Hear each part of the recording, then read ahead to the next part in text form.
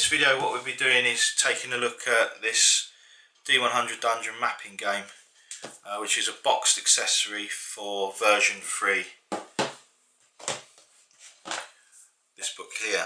So what it basically does is you'll need this book here to be able to play this add-on. But what it does is it allows us to map the dungeons in the game using physical components, and it'll give it more of a board game type feel to your game. It'll allow you to map the dungeon without needing to draw it all out on a dungeon sheet, and it will, like I say, give you more of a board game type feel. So first of all, you get this rule book, and then we get a few other components to help us with this. We've got 24 overlay counters, 53 monster counters, 37 door counters, 4 find counters, 10 blue door crystals, 1 adventurer marker, 53 of these monster cards, 1 bonus monster card, 96 map cards, 53 geographic tokens counters, and 20 search crystals. Okay, so now we get on to how some of the elements work in the game.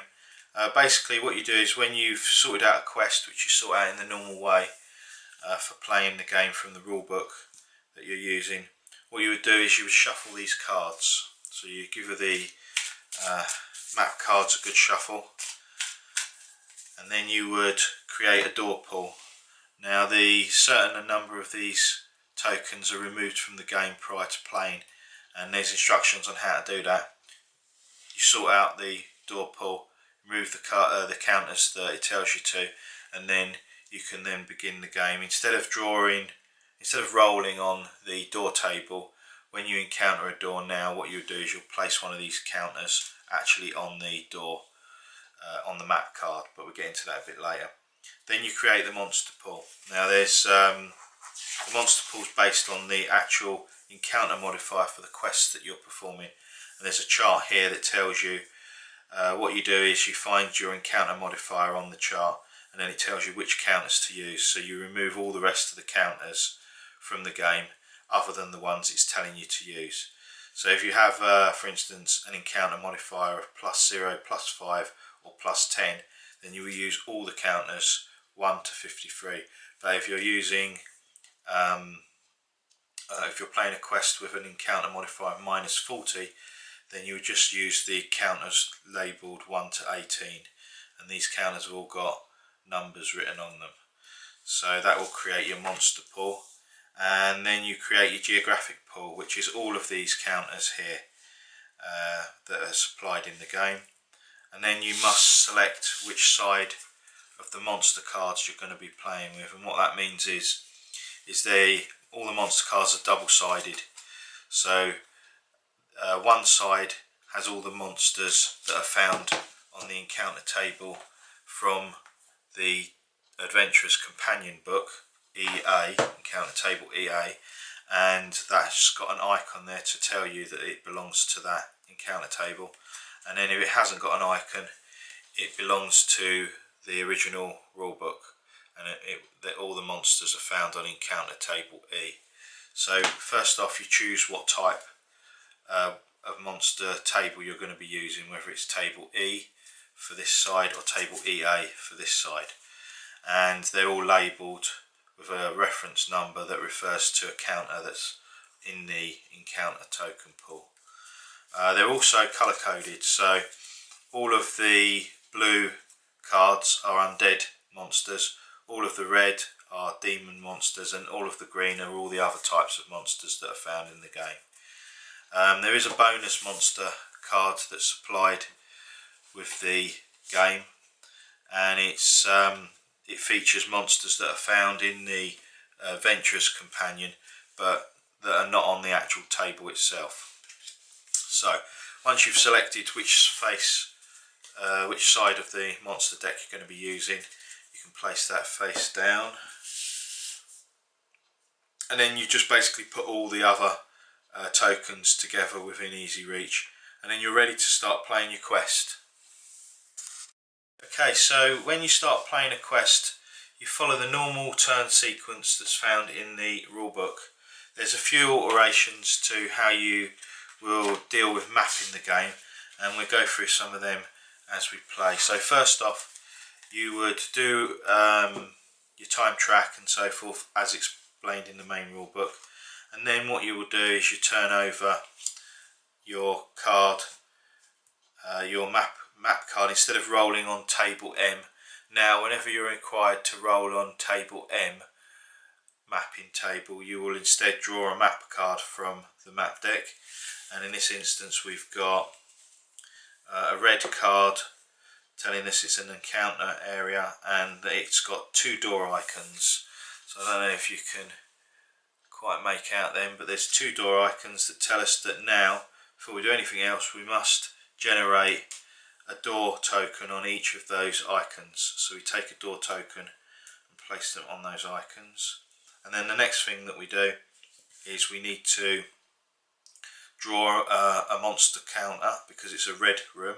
So instead of rolling on the encounter table that we'd be using for this quest, what you do instead is you draw, or you select, a random encounter token, and then we switch it, we turn it over, and then that tells us which monster we will be facing in this area. And so what you do is you find, using the correct face for the type of monsters that you're using, you find number 42, and it tells us that we'll be fighting the Leech Lord. And then what happens then is we would then start combat, and if we happen to defeat the monster, then we return the card back to the deck and we return the monster token back to the monster pool, mix them up. If we escaped, if the monster managed to escape us, then we'd do exactly the same, return it to the deck and return that back to the pool. But if we manage to escape the monster, then the counter stays there. The card can go back, but the counter stays there, and that's a reminder that the next time we come into this area that we will have to re-encounter that monster, so that leaves a reference point for that. Exploring the dungeons, what you're doing is you will use this token here to be tracking your progress throughout the dungeon. So wherever you place your adventure marker is where you're currently situated within the dungeon that you're creating. So and if you wanted to, you could always replace that obviously with a grander miniature, painted up miniature that you've got, but that's what comes with the game. So now that we assume we've killed the monster, and now we're going to go ahead and start exploring. We might decide that we want to search this area, and so what you would do is you would use the rulebook and you would roll on table F in the usual way and deal with the consequences that you found there. And then once you've successfully searched the area, then you can then mark it with a green search token crystal to tell us that that's been searched and we can't search that area again. Normally when you're doing it on a map sheet, you would be writing S in that corner, so you that basically replaces that element of the game. And then from there, what you can then do is if you decide to then use one of the exits that has a door token on, then you flip over the token and then you have to deal with the door that you faced. And so in this instance we've discovered that the door is a TL2, and I believe that means it's a trapped and locked door. So you would look up the code on the door table, and whatever it said, you would have to follow the instructions for it. So let's assume that we actually managed to open that door. Once the door's been opened, then you remove the token, put it back in the pool, mix it up, and because there's no door token on that door icon, that now means that that exit there is open and that you can use that.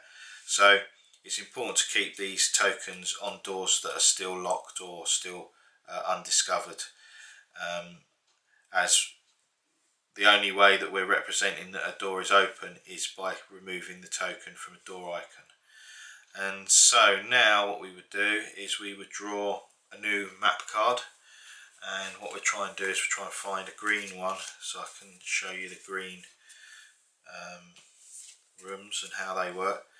And so what you do is we're choosing this exit, so you put the arrow pointing in the direction that the adventure would be moving, so it's adjacent to the door icon, and then you move your token into that space.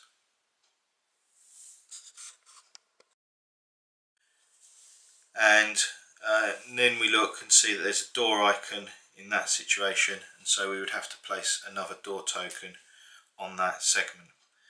And because it's a green room, what you would normally do is you would have to roll on the geographic table, but we no longer do that now when we're using this, so we would then randomly choose one of these geographic tokens and turn it face up to see what it is. Now there's 3 different types of tokens that are used in the game.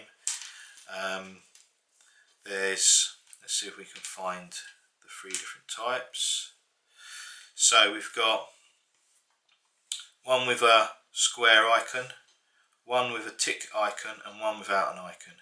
Now the geographic tokens that don't have an icon, what you do is you look up the result in the rule book as if you'd made that dice roll. So it says G100, we assume we've made a dice roll of 100, and we look up the result in the book on the G table, geographic table, and we find that it tells us it's a treasure room, treasure trove, and then you follow the instructions that are in there and deal with that. Because there's no tick or box on it, you do nothing else, you just follow the instructions, and then you can then return that back to the pool, mix it up, and that can be then drawn again at a later stage during the game.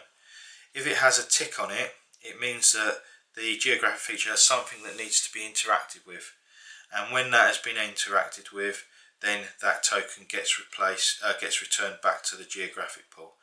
Now the sort of things would be treasure chests, barrels, and so forth, and as soon as you've interacted with it, you return it back to the pool. But if you decide for some reason not to interact with it, then you can simply just place it on the geographic map card, and then at a later time, if you ever return back to this area, then you could then interact with that particular feature just by looking it up in the book. So let's have a look what 84 was. It's a lever, so if we chose not to pull the lever, we would leave that token in that area. If we did pull the lever, then it could be returned back to the geographic pool. And then the last type with the square on, the square tells us that the feature that we've rolled, discovered, is actually has an overlay tile associated with it, and that's what these are. These are the overlay tiles. And so what we do is we find, first of all, we find G44 in our overlay tiles, which is looks like it's a river, and then what you would do is you would place that over the tile, and then you could then decide what you do with this token. Now what you would do, if it's the last overlay token that you've drawn that has that code on it, G44, then that token is removed from the game, and there's no possible way that you can find another river, so you remove that from the game. If some of these overlay tokens, they're repeated, so for instance there's 2 of G32, and so if we'd drawn a token that said G32, we'd place that on the overlay on the map section, and if we still had one left within the overlay pile, then we could then return G32 back to the geographic pool. But if it was the last one that we'd placed on the map and we had no more to play, then that would be removed from the game. So if there's extra overlay counters that could be placed, return it back to the pool, otherwise remove it from the game. Some of the overlay counters have got instructions on how to play them. So in this case it was it's got a green arrow on it, and so you would find the overlay counter that matched in the instructions. It would tell you how to place it. Basically, you place green arrows pointing in the same direction as the white arrow on the map card. So that would be correct. That, for instance, would be incorrect. So as long as the arrows line up, that's how they're placed. And so now that can be removed from the game, and our little guy is on that side.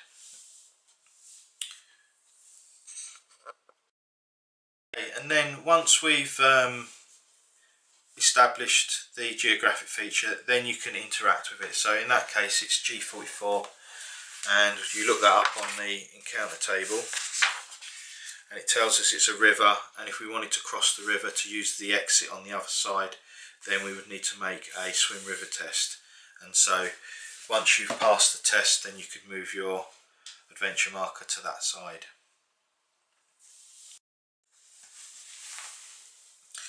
Okay, so let's have a look at this token. So that immediately tells us it's an open doorway. So I just want to discuss how these some of these tokens will work. So there's a couple in here that tell us, let's have a look. Now that's a lever door. So we would look up lever on the door table, and it says LV2. So we look up LV2 on here, and tells us it's a lever door. And then when you follow the instructions for a lever door, now in the game what you would do then is you would roll 1d10, and you would need to roll equal to or less than the number of lever pips you've shaded on your lever track. And if you rolled equal to or less, that means that somewhere in the dungeon you've pulled a lever that's actually been relevant to this door, and it's opened this door. And then what you would do is you would then remove that token to show that that exit is now a clear way and it has no door blocking it. If you rolled higher than the number of pips you've got shaded on your lever track, then it means that you haven't found the correct lever. And normally when you're mapping the dungeon, you would tick that to say that on your dungeon sheet, you would tick that door to say that it had now been interacted with, and you would no longer be able to make that test, and you would have to find another way to open that door. So what we do in this game is we place a crystal on it to say that that has been interacted with, and if we want to get that door open, we've got to find another way. So if we happen to leave that area and come back, that's now marked, and that we wouldn't be able to make another lever test. Now let's say somewhere in the game we found a lever and we pulled it.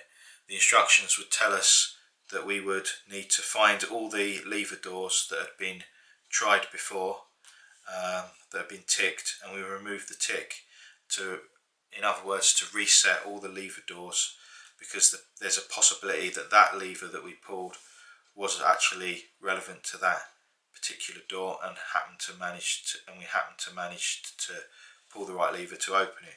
And so therefore what we would do is if that happened, we would then scan our dungeon map and look for all these doors with these crystals on and see if they had a lever door underneath them, and then we would remove that crystal.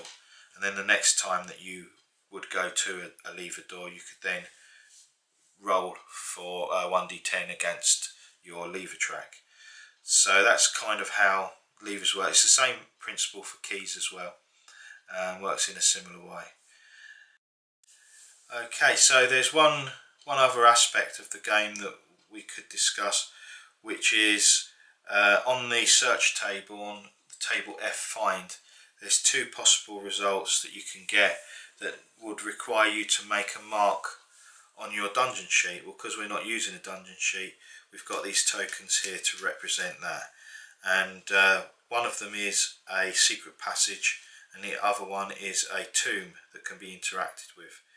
And so if you happen to get those results, what you can do is you can use these yellow find tokens, and what you do, or search tokens. And so what you do is, if it was a secret passage and we searched in this room and found it, what we would do is we would choose a wall and place it on that wall segment, and now that would allow us to then map across this way. And so if we was in this room and we did want to cross this way, what we would do is, just like you would in a normal thing is the arrow that you would place. You place the arrow pointing away from the exit, and then that would allow you to then be able to move to that area. So that's how secret passage works. And then lastly, the tomb, if you didn't interact with the tomb that you found, then you would just place it in that area somewhere on that map card to tell you in future that if you came back to that room that there was in actual fact a tomb in that room that you could interact with. And all the details for the tomb is in the rulebook on the search table, table F for find. But for now, that kind of wraps up what we've done here, and hope you liked it. The game's almost ready for release and shouldn't be too much longer. And thanks for watching. So take care now, and I'll see you next time. Bye for now.